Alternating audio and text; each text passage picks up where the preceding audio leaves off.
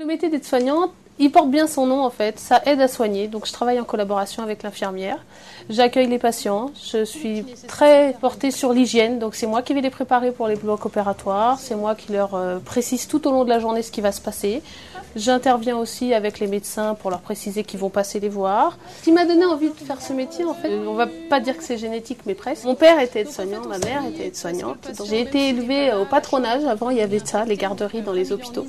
La formation, 2 années de BEP sanitaire et social après la 3e générale, 1 année de CAFAS, qui était le certificat d'aptitude à la formation d'aide-soignante. Maintenant, ça s'appelle le DPAS, donc ça s'appelle le diplôme d'aide-soignante, parce que maintenant nous sommes des diplômés, c'est plus des certificats. À l'âge de 19 ans, j'ai fait 4 ans de gériatrie dans un hôpital d'assistance publique. Suite à ça, je suis partie à la petite salpêtrière, donc je suis rentrée en chirurgie générale. J'arrive à 13h30 à peu près. Tout d'abord, je commence les transmissions avec les collègues du matin. Donc après, suite à ça, 14h, 14h30, nos entrants arrivent, donc ce sont des blocs opératoires qui vont se dérouler le lendemain.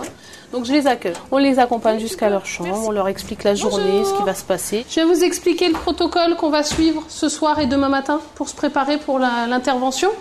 D'accord ?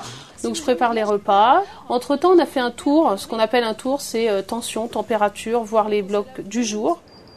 36,6, parfait.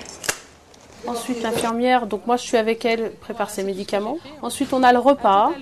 Entre-temps, entre le goûter et le repas, nous avons préparé nos blocs. Donc c'est les rasages, c'est les toilettes, c'est les aides à la toilette pour certaines personnes qui ne peuvent pas le faire toutes seules. Entre-temps, dans toute la journée, on a accueilli les patients qui se sont fait opérer, donc qui reviennent du bloc opératoire.